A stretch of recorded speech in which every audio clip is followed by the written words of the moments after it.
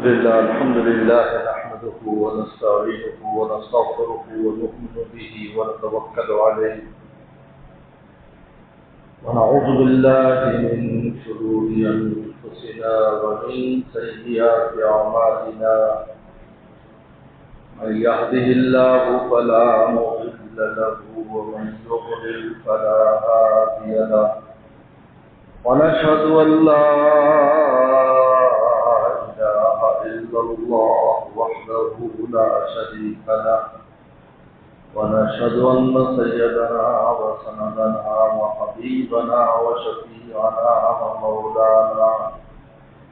وشفيعنا ومولانا محمدا عبده ورسوله صلى الله تعالى عليه وعلى آله وأصحابه وبارك وسلم. أما بعد فأعوذ بالله من الشيطان الرجيم. بسم الله الرحمن الرحيم. وإذ ابتلى إبراهيم ربه بكلمات فأتمهن قال إني جاعلك للناس إماما قال ومن ذريتي قال لا ينال عهد الظالمين. فقال النبي صلى الله عليه وسلم أنا دعوة أبي إبراهيم وكما قال عليه الصلاة والسلام. صدق الله وصدق رسوله النبي الكريم. میرے محترم بزرگ اور دوستو، اللہ تعالیٰ نے ابراہیم علیہ السلام کی بڑی سخت آزمائش اور امتحان فرمایا. قوم قبیلے سے جدا ہوئے، پہلے آگ میں ڈالے گئے، پھر قوم قبیلے سے جدا ہوئے، پھر اپنے بال بچوں کو، دودھ پیتے بچے کو حرم مکہ میں، جبکہ وہاں کوئی انسان نہیں تھا، انسان کا جانور بھی نہیں تھا، وہاں چھوڑ دیا اللہ کے حکم سے.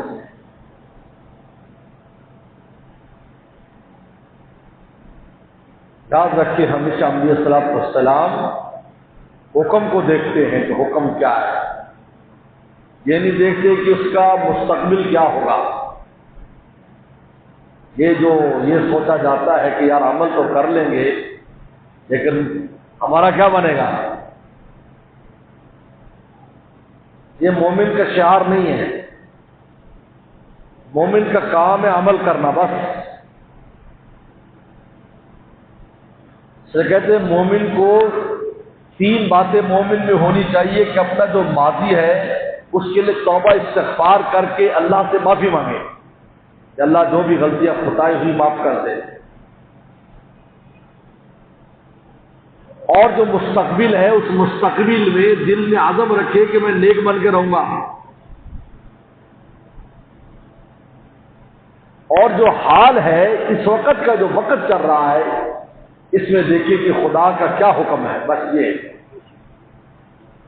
آج جمعے کا دن ہے، خدا کا حکم ہے جمعہ پڑھو اہتمام سے، بھائی یہ اس پر عمل کرنا ہے. لیکن آج ہمارا ماضی بھی دنیا میں، حال بھی دنیا میں، مستقبل بھی دنیا میں. اس لیے اللہ تعالیٰ نے اپنے پیاروں کی شان پر وَلَا هُمْ يَحْزَنُونَ، انہیں کوئی حزن نہیں ہوتا. حزن کہتے ہیں سابقہ چیز کوئی گم ہو جائے تو انسان کو اس کا غم رہتا ہے.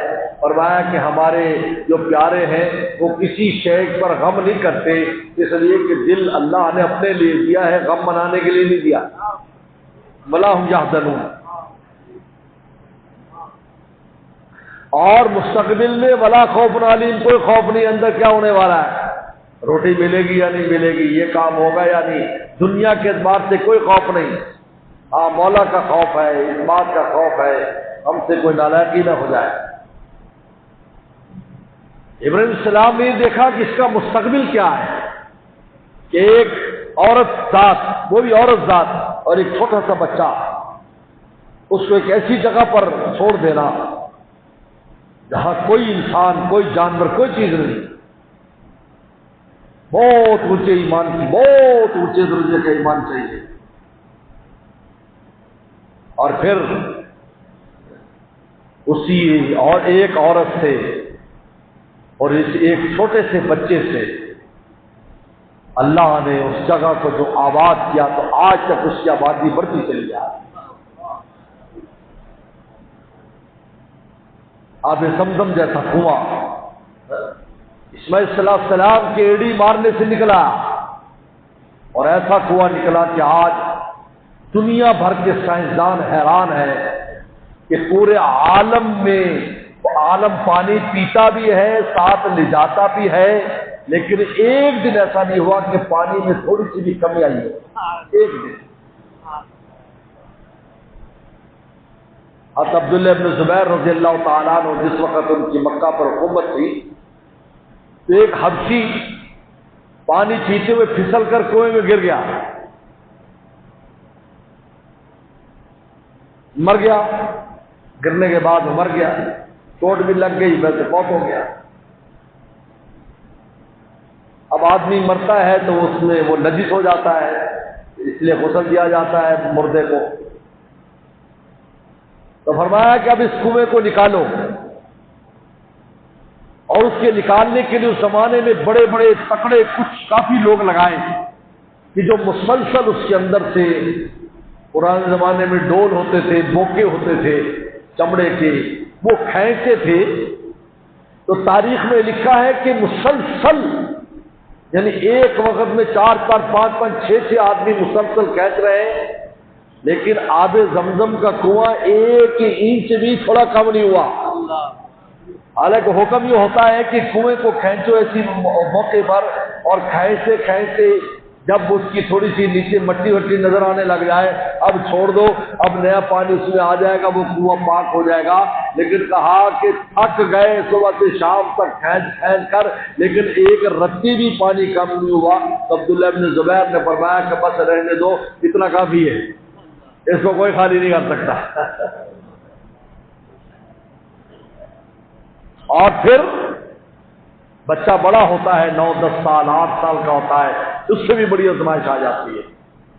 انی ارا فی المنام انی اذبحک، حضرت ابراہیم السلام تشریف لاتے ہیں، تشریف لایا کرتے تھے، خیر خبر لینے کے لیے آیا کرتے تھے۔ جب پانی نکلا تو وہاں پر پرندے بھی آنے لگ گئے۔ جب پرندوں کو دیکھا، ارد گرد کے قافلے کہنے لگے یار یہاں تو کبھی بھی ہم نے کوئی جانور نہیں دیکھا، لیکن اس وادی میں کیونکہ ارد گرد پہاڑ ہیں، اس وادی میں ہمیں جانور نظر آ رہے ہیں، پرندے نظر آ رہے ہیں، یہ تو پانی پر ہوتے ہیں۔ تو آ کر آبادی شروع ہو گئی، آبادی ہوتے ہوتے ایک پورا قبیلہ بن گیا۔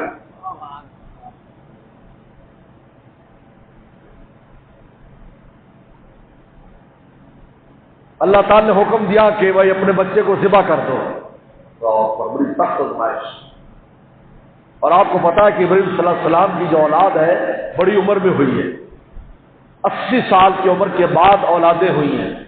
پہلے اسماعیل صلی اللہ علیہ وسلم ہوئے ہیں، پھر حضرت اسحاق علیہ السلام ہوئے ہیں۔ اسماعیل السلام پہلے ہیں، اسحاق علیہ السلام اس کے بعد۔ اور اسماعیل السلام حضرت سارہ سے ہیں، حضرت حاجرہ سے ہیں، اور اسحاق السلام حضرت سارہ سے ہیں۔ وہ شام میں رہتے تھے، ایک فیملی شام میں تھی اور ایک ہی مکہ شریف میں پہنچا تھی۔ اللہ تعالیٰ نے پہلے سے انتظام فرما دیا، آخری نبی صلی اللہ علیہ وسلم کے آنے کے لیے پہلے سے ہی ان کی دادی کو پہلے سے ہی اس مقام پر پہنچا دیا جہاں پیغمبر صلی اللہ علیہ وسلم نے مبعوث ہونا تھا پہلے سے۔ کتنے طویل انتظامات کیے، کتنے طویل انتظامات، سبحان اللہ۔ کہا کہ اس کو ذبح کر دو، آپ تشریف لائے۔ بیٹے سے بات کی، 9 10 سال کا بیٹا ہے، میں تجھے ذبح کرنا چاہتا ہوں، میں نے خواب دیکھا ہے، وہی نبیوں کا خواب وہی ہوتا ہے۔ انہوں نے کہا ابا جان فوراً کیجیے، آپ تاخیر نہ کریں، خدا کا حکم ہے۔ کہتے سکھلائے کس نے تھے؟ اسماعیل کو آداب فرزندی۔ یہ بڑی سخت آزمائش تھی نبی صلی اللہ علیہ وسلم پر۔ لے گئے، شیطان آیا، کنکریاں ماری، یہ جو آج کنکریاں ماری جاتی ہیں، میرے شیخ فرمایا کرتے تھے کہ مٹی کے ڈھیر کو ہم کنکریاں مارتے ہیں، اللہ نے حرمین شریفین میں شیطان کو مٹی کا ڈھیر کر دیا ہے، وہ حرمین شریفین میں کبھی کامیاب نہیں ہوگا، اور اس شیطان کا سب سے بڑا جو چیلا دجال ہے اس کو بھی حرمین شریفین میں داخلے کی اجازت نہیں ہوگی، اس مٹی کے ڈھیر پر مارتے کہ مٹی ہو چکا ہے، آج پر کنکریاں مارو۔ سب سے پہلے کنکری ابراہیم صلی اللہ علیہ وسلم نے ماری تھی، ہر کنکری پر زمین میں دھس جاتا تھا، پھر معافی مانگتا تھا، پھر دوبارہ شرارت کرتا، پھر زمین میں دھس جاتا۔ یہ وہی جگہ ہیں جہاں وہ زمین میں دھسا ہے، اسی جگہ پر یہ جمرات ہیں، اسی جگہ پر وہ ستون ہیں جہاں حاجی لوگ کنکریاں مارتے ہیں۔ اور سب سے بڑا عمل حج میں یہی ہے، عجیب بات ہے، حج میں سب سے لمبا عمل، حالانکہ عرفات، مینا، مزدلفہ، ان میں سب سے اونچا عمل عرفات ہے۔ عرفہ میں انسان تھوڑی دیر کی وقت گزار لیتا ہے حالت احرام میں، وہ حاجی ہو جاتا ہے۔ الحج والعرفہ، سارے گناہ اس کے معاف ہو جاتے ہیں، ایسے ہو جاتا ہے جیسے ماں کے پیٹ سے آج نکلا ہے۔ لیکن ہم دیکھتے ہیں کہ جو رمی جمار کا ہے 3 دن کا پورا عمل ہے، 3 دن، اور اگر آپ 13ویں بھی شامل کر لیجیے تو 4 دن کا عمل ہے، 4 دن میں مکمل ہوتا ہے۔ یعنی اس بات کو بتایا جا رہا ہے کہ دیکھو، اگر زندگی زیادہ حق پر اور شریعت مطہرہ کے مطابق اور ہدایت کے راستے پر تم گزارنا چاہتے ہو، اس شیطان سے تمہیں دور رہنے کی ضرورت ہے۔ اتنی تاکید کی، 3-4 دن تک یہ عمل ہوتا رہتا ہے، حالانکہ باقی سارا عمل تھوڑے وقت کے لیے۔ مزدلفہ کا وقوف 20-25 منٹ کا وقوف ہے، عرفات کا وقوف 2-3 گھنٹے کا وقوف ہے، 4 گھنٹے کا وقوف ہے۔ طواف میں کتنی دیر لگتی ہے، جو سب سے بڑا دوسرا رکن ہے طواف زیارت، کتنی دیر اس میں لگتی، گھنٹہ لگ جاتا ہے۔ پھر سعی ہے، اس کے اندر بھی 1 گھنٹہ لگ جائے گا۔ لیکن شیطان کو جب رمی کرنے کا ٹائم آیا تو اللہ تعالیٰ نے 3 سے لے کر 4 دن تک اس عمل کو کروایا کہ مارو اس کو، کنکر مارو۔ یہی وہ خبیث ہے جو تمہیں گمراہ کرتا ہے، تمہاری ذاتی زندگی میں بھی، انفرادی زندگی میں بھی، اجتماعی زندگی میں بھی۔ حدیث شریف میں آتا ہے کہ ایسا شیطان و یعبد المصلون، فرمایا کہ شیطان مایوس ہو چکا ہے کہ جزیرے عرب میں اب اس کی کوئی عبادت کرے گا، لیکن علت تحریش بینہم، لیکن باہم لڑائیاں کرائے گا ایمان والوں میں۔ اتنی چیز رہ جائے گی کہ وہ ایمان والوں میں لڑائیاں کرائے گا۔ اور آج ہم دیکھ رہے ہیں گھر گھر میں لڑائی ہے، اس کے پیچھے شیطان ہے۔ ایسی منہ سے بات کہلوا دی، لڑائی شروع، ایسا عمل کروا دیا، لڑائی شروع۔ اجتماعی لڑائیاں، ملکوں کی لڑائیاں، جماعتوں کی لڑائیاں، محلے کی لڑائیاں، گھر میں لڑائیاں۔ فرمایا الا تحریش بینہم، لہذا جب بھی کوئی جھگڑا لڑائی ہو سمجھ جانا چاہیے کہ پوری شیطان کی کارستانی ہے۔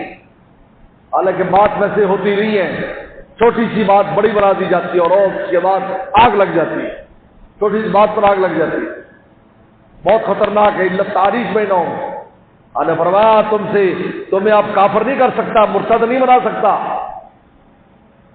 اکا دکا کسی کی بدقسمتی ہو تو اور بات ہے، ورنہ ایسا کچھ نہیں ہے کہ اجتماعی طور پر پوری امت مسلمہ کو مرتد بنا دے۔ ایسا شیطان، فرمایا مایوس ہو چکا ابلیس تمہیں کافر بنانے سے، لیکن تمہاری لڑائیاں کرانے سے مایوس نہیں ہے۔ الا تحریش بینہم، تو کنکر مارے، آپ بیٹوں کو لے گئے، اب ذبح کر رہے ہیں۔ آپ کے دل میں یہ خیال نہیں تھا کہ بھی کوئی دوسرا مسئلہ ہو جائے گا؟ آپ عزم دیکھیں، ہم بھی اسلام اس کو نہیں دیکھتے کہ بھائی یوں ہو جائے گا۔ دیکھو فرضی کہانی تھوڑی ہے،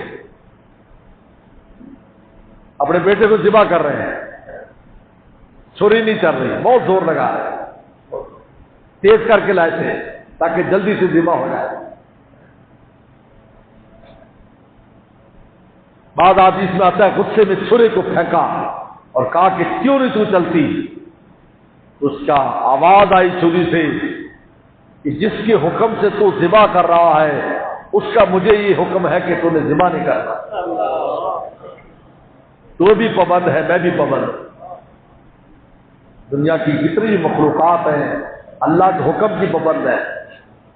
با منے تو مردہ با حق زندہ، مولانا رومی فرماتے ہیں یہ چیزیں جن کو تم مردہ سمجھتے ہو خدا کے ہاں مردہ نہیں، یہ زندہ ہیں۔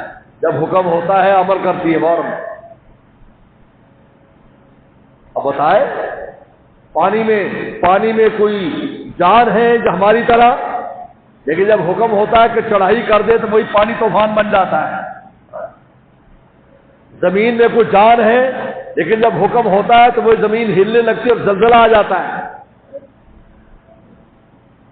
بادلوں میں کوئی جان ہے، جب حکم ہوتا ہے وہی اولے ایسے برساتے ہیں جیسے پتھر برس رہے ہیں۔ یہ کیا ہے؟ با منے تو مردہ، تیرے نزدیک یہ مردہ ہوگا، باحق زندہ، خدا کیا زندہ ہے۔ اب ایڑا آ گیا، فَإِذَيْنَاهُ بِذِبْحٍ عَظِيمٍ، قرآن کہتا ہے ہم نے ایک بہت بڑا ذبح عظیم، ایک بہت بڑا بدلہ ابراہیم السلام کے بدلے میں ایک مینڈا آ گیا، اور یہ مینڈا بھی وہ تھا جو حضرت حابیل علیہ السلام نے قربان کیا تھا اللہ کے راستے میں۔ جب حابیل اور قابیل کا جھگڑا ہوا آدم السلام کے بیٹوں کا، تو انہوں نے کہا کہ صدقہ کرتے پتہ چلے گا حق پر کون ہے، حق پر کون ہے۔ حضرت حابیل صلی اللہ علیہ وسلم نے ایک مینڈا ذبح کر کے رکھ دیا، اور قابیل جو تھا اس نے وہ گندم وغیرہ ایسے اناج رکھ دیے، آسمان سے آگ آئی اور اس مینڈے کو جلا دیا۔ اس زمانے میں قبولیت کی علامت یہ تھی کہ آسمان سے آگ آتی تھی اور اس کو جلا دیتی تھی۔ کہا کہ اس مینڈے کو، وہ مینڈا اللہ کیا قبول ہو گیا، جنت میں چرتا تھا، جنت میں رہتا تھا۔ جب حضرت اسماعیل صلی اللہ علیہ وسلم کو ذبح کرنے لگے ابراہیم صلی اللہ علیہ وسلم اور وہ ذبح نہیں ہوا، اللہ نے فدیناہ بذبح عظیم، تو فدیے کے طور پر اسی مینڈے کو حضرت ابراہیم صلی اللہ علیہ وسلم نے ذبح کر دیا، اور قیامت تک کے لیے سنت بن گئی۔ ماحد اللہ یا رسول اللہ، یہ کیا فرمایا، سنت ابیکم ابراہیم۔ اب آپ یہ دیکھیں قربانی کی اہمیت کے اس کا اندازہ کریں۔ یہ جو میں اور آپ قربانی کرتے ہیں، بعد نے لکھا ہے کہ اتنا اجر ملتا ہے گویا کہ تم نے اولاد ذبح کر دی، اور اپنی اولاد کی قربانی، اس کا کتنا بڑا اجر و مقام اللہ تعالیٰ کیا ہے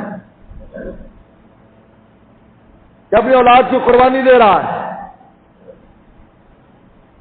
لیکن اللہ تعالیٰ کا ہم پر فضل ہے، ابراہیم صلی اللہ علیہ وسلم پر سب سے پہلے فضل ہوا، اسماعیل صلی اللہ علیہ وسلم کی جگہ پر اس قربانی جب وہ مینڈا ذبح ہو گیا، وہ ان کا بدلہ بن گیا۔ تو آپ اس سے اندازہ کریں کہ انسان جو قربانی کرتا ہے اور چھوٹے چھوٹے بہانوں سے قربانی چھوڑتا ہے، مولوی صاحبان سے پوچھ رہا ہے کہ کوئی ایسا مسئلہ ہو جائے ہم قربانی سے بچ جائیں، کہتا میں یتیم ہوں، میرے پر قربانی ہے، آپ کی عمر کیا ہے، 30-40 سال عمر ہے، اچھا پھر تو ساری یتیم ہے، قربانی کون کرے گا؟ اس نے شریعت مطہرہ نے نصاب رکھ دیا کہ صاحب استطاعت، اور آپ نے خود فرمایا لا یقربن مصلانا، فرمایا جس کے پاس استطاعت اور وہ قربانی نہ کرے وہ ہماری عیدگاہ میں نہ آئے۔ رسول اللہ نے اس زمانے میں اعلان فرمایا لا یقربن مصلانا، ہمارے مصلے کے قریب نہ آئے۔ اسی حدیث کی وجہ سے اس کو واجب اور فرض قرار دیا ہے۔ اور سو فرمایا سنت ابیکم ابراہیم، تمہارے باپ ابراہیم علیہ السلام کی سنت ہے یہ، اور اتنا بڑا اجر، یعنی ایک اجر جب خریدتا ہے، خریدتے وقت اجر، پالنے کا اجر، یعنی اس کی ہر شے قیامت کے دن میزان عمل میں تلے گی، رسی بھی تلے گی، چارہ بھی تلے گا، پانی بھی تلے گا، سب کچھ تلے گا۔ یہ تو ذبح کرنے سے پہلے۔ اب جب آپ نے ذبح کیا تو جو ہی آپ ذبح کرتے ہو، حدیث شریف میں آتا ہے کہ زمین پر خون کا قطرہ گرنے سے پہلے پہلے اللہ کے دربار میں وہ خون قبول ہو جاتا ہے۔ نمبر 3، اب جب ذبح کر لیا سب کچھ ہو گیا، اب اس کے بالوں کو شمار کیا جاتا ہے اور اس کے بالوں کے برابر اس کے انسان کا جو ہے وہ اجر لکھا جاتا ہے۔ اور شمار کر سکتا ہے بال؟ آج تک کوئی مشین نہیں آئی کہ پھیرے تو ہمیں پتہ چلے اس پر کتنے بال ہیں۔ حضرت موسیٰ علیہ السلام نے جب کہا کہ جی مجھے، جب اسرائیل علیہ السلام آئے کہ آپ کو میں لینے آیا ہوں، تو انہوں نے تھپڑ مارا، بخاری شریف میں آتا ہے، اور آنکھ نکال دی۔ تو اللہ تعالیٰ کے پاس گئے کہ یہ تو مرنا نہیں چاہتے، تو اللہ تعالیٰ نے فرمایا کہ موسیٰ سے کہو ایک بیل کی پیٹھ پہ ہاتھ رکھ دے، اس ہاتھ کے نیچے جتنے بال آئیں گے اتنے سال میں ان کی زندگی بڑھا دیتا ہوں۔ اب بتاؤ ایک بیل کے ایک ہاتھ جتنے بالوں کی کتنی بڑی تعداد ہوگی جو اللہ تعالیٰ موسیٰ علیہ السلام سے وعدہ فرما رہے ہیں، تو پورے بیل پر کتنے بال ہوں گے جو 7 آدمیوں میں تقسیم کیا جائیں گے؟ اونٹ پر کتنے بال ہوں گے؟ بلکہ اون کا پوچھا صحابہ اکرام میں، جو اون ہے، ورنہ اون کے ایک ایک جو تار ہے اس کے بدلے میں ایک ایک نیکی اس انسان کی لکھی جائے گی، اور قیامت کے دن حدیث میں آتا ہے کہ پل صراط پر یہ تمہاری سواریاں بن جائیں گی۔ یہ اتنا عظیم الشان اجر۔ اور پھر مزے کی بات، کھاؤ بھی تم خود کھاؤ، یہ بھی عجیب ہے، کھاؤ خود کھاؤ، سارا کچھ دے رہے ہیں، اور پھر ہمیں کہہ رہے ہیں کہ بھائی یہ میری طرف سے دعوت ہے تمہاری۔ اب سبحان اللہ، اللہ کے صدقہ خیرات ہوتا ہے، وہ دوسروں کو کھلایا جاتا ہے، لیکن یہاں اللہ تعالیٰ کیا فرما رہے ہیں؟ فرمایا کہ نہیں خود کھاؤ۔ پہلے تو 3 دن سے زیادہ رکھنے کی اجازت نہیں تھی صحابہ کرام کو، آپ فرماتے تھے کہ مدینہ کے ہر گھر میں گوشت پہنچنا چاہیے۔ دیکھو مطلوب کیا ہے، تو بڑی اہم بات ہے یہ۔ میں تمام قربانی والے دوستوں سے کہتا ہوں، ایسا نہ ہو کہ قربانی والے دن ہمارا کوئی عزیز، ہمارا کوئی دوست، ہمارا کوئی محلے دار ایسا ہو کہ اس کے گھر میں گوشت نہ پکے۔ رسول اللہ نے 3 دن کے تاکید پابندی لگا دی کہ 3 دن سے زیادہ کوئی نہیں رکھ سکتا، تاکہ مدینہ کے ہر گھر میں جو بھی انسان ہے وہ گوشت کھائے۔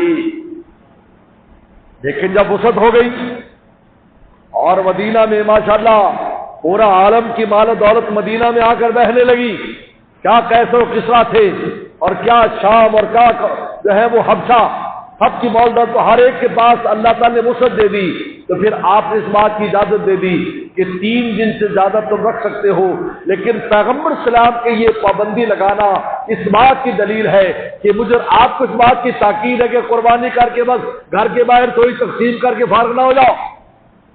خبر لو ان لوگوں کی کتنے سفید پوش ہوں گے، میں خود جانتا ہوں۔ ہمارے شہر میں بعض جگہ پر گوشت بھیجا، شام کو بھی وہ فلاس بھی ہے، انہوں نے قسم کھا کے کہا کہ سارا دن گزر گیا ہمارے گھر میں ایک بوٹی بھی نہیں آئی۔ حضرت نے ہمیں یاد رکھا کہ کیونکہ بہت سفید پوش ہوتے ہیں، وہ دروازوں پر جا کر تھوڑی مانگے، میرا آپ کا فریضہ ہے۔ اور آپ دیکھیے ہمارے عزیزوں میں قریب دور کو ایسا ہے، ہمارے دوستوں میں، ہمارے محلے میں تو کوئی ایسا نہیں رہ گیا، پتہ کراؤ، تھوڑا سا دے دو، زیادہ نہیں، تھوڑا پائیے ہی دے دو، آدھ کلو دے دو۔ لیکن رسول اللہ صلی اللہ علیہ وسلم کا یہ پابندی لگانا اس بات کی چاہت ہے میرے محبوب صلی اللہ علیہ وسلم کی کہ کوئی مومن کا گھر ایسا نہ رہے جہاں گوشت نہ پہنچے، یہ مراد ہے آپ کی غرض یہ وسلم۔ تو اللہ تعالیٰ نے اس قربانی پر کتنا بڑا اجر رکھا کہ ثواب ایسے دے رہے جیسے اولاد کو ذبح کر رہے ہیں، اور پھر اس کی خدمت کی جتنے بھی چیزیں، آپ کا پیسہ ہے، رسی ہے، چارہ ہے، پانی ہے، وہ سارے کے سارا آپ کے نام عمل میں ہے، اور پھر ذبح ہوتے ہی دربار الہی میں قبول ہے، اور پھر بالوں کو گن کر نیکیاں لکھی جاتی ہیں۔ اللہ اکبر۔ اس لیے ہم نے دیکھا ہے، خود حضور صلی اللہ علیہ وسلم کی زندگی دیکھ لیں، پیٹ پر پتھر باندھتے تھے، قربانی شان والی کرتے تھے، آپ اس قربانی کا یعنی باقاعدہ اس کے حسن کا تذکرہ ہے، کتنی خوبصورت قربانی ہوتی تھی. صحابہ فرماتے تھے چلتی تھی کالے میں، دیکھتی تھی کالے میں، کھاتی تھی کالے میں. کہا کہ یہ کیا چیز ہے؟ کہا کہ ان کے کالے جو نا، جو ان کے پاؤں ہوتے تھے وہ نیچے سے کالے ہوتے تھے، اور آنکھوں کے حلقے بھی کالے ہوتے تھے، اور منہ کا حصہ بھی کالا ہوتا تھا، باقی اس کا سفید رنگ ہوتا تھا. دیکھنے والا اس کے حسن کو دیکھتا رہ جاتا. یعنی اس بات کی تاکید کی کہ جانور بھی مغرور لو والا نہیں ہونا چاہیے، بلکہ جانور بھی خوبصورت کرنے کی کوشش کرو. ہمارے حضرت شیخ الہند رحمۃ اللہ علیہ کے بارے میں حضرت تھانوی رحمہ اللہ لکھا ہے، انہوں نے تو وہ منظر دیکھا ہے، حضرت کے شاگرد ہے کہ وہ حضرت کو 4 مہینے پہلے ایک جو ہے نا بیل لے آتے اور خود اس کی خدمت کرتے روزانہ. کہا کہ وہ حضرت سے اتنا مانوس ہو جاتا کہ جب حضرت دار الحدیث میں بخاری شریف پڑھانے آتے تو بیل پیچھے پیچھے آتا اور درسگاہ کے باہر بیٹھا رہتا، اور جب حضرت سبق ختم کرتے تو ان کے ساتھ واپس چلا جاتا. حضرت پر مہندی تک اس کو لگاتے، اس کو حسین بناتے، خوبصورت بناتے، اور پھر اپنے ہاتھ سے اس کو ذبح کرتے. اور کہا کئی دفعہ دیکھا کتنی ان کو محبت ہو جاتی کہ آنکھوں سے آنسو روا ہوتے، اور پھر فرماتے بھائی ہمارے والد ابراہیم السلام کی سنت ہے، رسول اللہ کے حکم سے میں اس کو پورا کر رہا ہوں. لیکن دل پر ایسی تکلیف ہوتی کہ آنکھوں سے آنسو روا ہوتے جیسے کہ اولاد کو ذبح کر رہے ہیں. اللہ تعالی نے اتنی بڑی آزمائش لی، اور اس کے بعد وہ نعمت عطا فرمائی، یرفع ابراہیم القواعد من البیت واسماعیل، کہ وہ گھر جو قیامت تک کے لیے قبلہ ہے، ہمیشہ کے لیے قبلہ ہے، اور ایسی شان والا قبلہ ہے جس کے بارے میں حدیث شریف میں آتا ہے، قرآن میں آتا ہے، قیام للناس. قیام للناس کی تفسیر مفسرین نے عجیب بات لکھی ہے، اور میں خانہ کعبہ جب تک اس روئے زمین پر قائم رہے گا دنیا کا نظام چلتا رہے گا، اور جس دن خانہ کعبہ برباد اور بے آباد ہوگا اسی دن اس دنیا کو ختم کر دیا جائے گا. پوری دنیا کا قیام اللہ تعالیٰ نے حرمین پر رکھا ہے. چنانچہ حدیث شریف میں آتا ہے ایک کالے رنگ کا حبشی وہ خانہ کعبے کے اوپر چڑھ جائے گا اور اس کی پہلی اینٹ توڑے گا. جس دن پہلی اینٹ زمین پر گرے گی اس وقت آسمانوں سے فیصلہ ہو جائے گا کہ اے اسرافیل تیار ہو جا، وقت آن پہنچا ہے.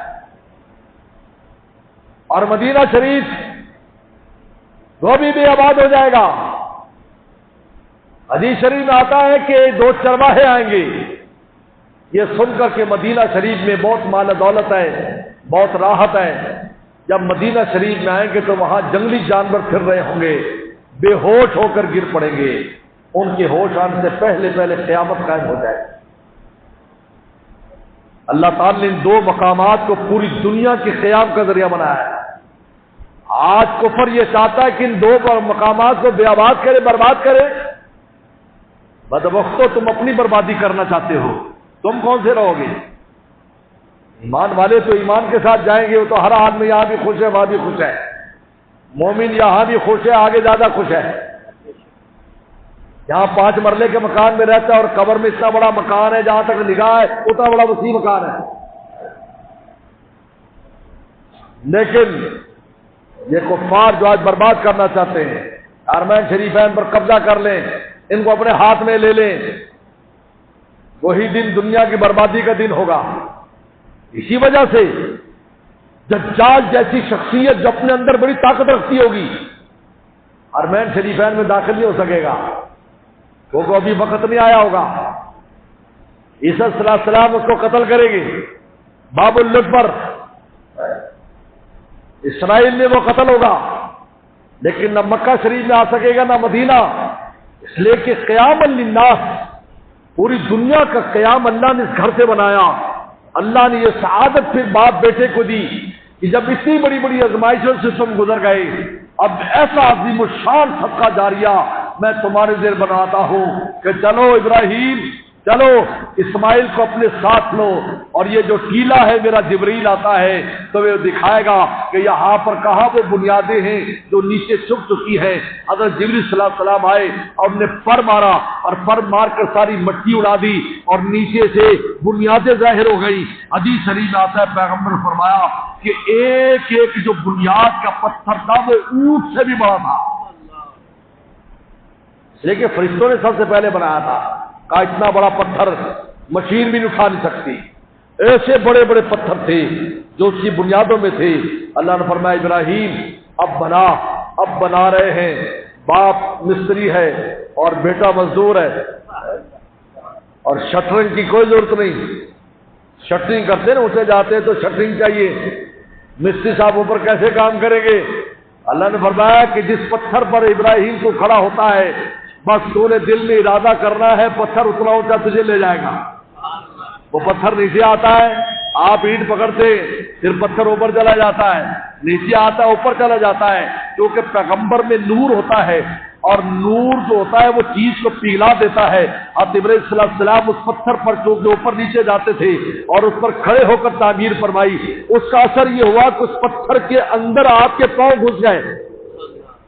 آج جا کر دیکھیں آپ کو مقام ابراہیم پر وہ پتھروں، آج بھی وہ پتھر موجود، آج بھی، اور ابراہیم صلی اللہ علیہ وسلم کے پاؤں اس کے اندر کندہ ہے، اس کے اندر ایسے گھسے ہوئے معلوم ہوتے ہیں۔ جب پیغمبر صلی اللہ علیہ وسلم غار ثور میں چھپے تھے تو مکہ والوں نے ایک کھوجی بلایا تھا کہ ہمارے ساتھ تلاش کراؤ، بڑا مشہور کھوجی تھا۔ تو جاتے جاتے وہ نشانات پاؤں کے ایک جگہ ختم ہو گئے، کیونکہ آگے سے حضرت سیدنا صدیق اکبر رضی اللہ تعالیٰ عنہ نے پیغمبر السلام کو کندھے پر اٹھا لیا تھا کہ حضرت اب آپ سے چلا نہیں جا رہا، میں آپ کو لے کے جاتا ہوں۔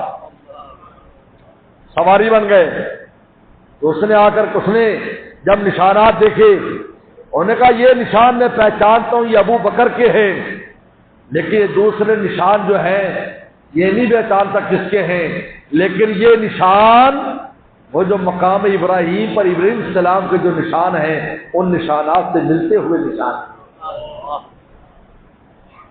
اس لیے آپ نے خود فرمایا تھا صحابہ اکرام سے کہ میری معراج میں ابراہیم السلام سے ملاقات ہوئی، اگر تم چاہتے ہو ابراہیم السلام کو دیکھنا تو مجھے دیکھ لو، اشبہکم صاحبکم، ابراہیم السلام سے زیادہ مشابہ میری ذات ہے، مجھے دیکھ لو گویا کہ ابراہیم السلام کو تم نے دیکھ لیا۔ یہ نعمت اللہ نے عطا فرمائی۔ جب مولانا رومی فرماتے ہیں، جلال رومی رحمۃ اللہ علیہ، تجلی بر کعبہ ہر دم حضور، فرمایا کعبہ پر تجلی ہر وقت بڑھتی رہتی، نور بڑھتا رہتا ہے۔ یہ اخلاصات ابراہیم بوس، یہ ابراہیم السلام کے اخلاص کی برکت ہے کہ ہر وقت اس کے اوپر تجلی اور برکات اور انوارات بڑھتے چلے جاتے ہیں۔ اللہ مجھے آپ کا عمل کی توفیق عطا فرمائے۔ واخر دعوانا ان الحمد للہ۔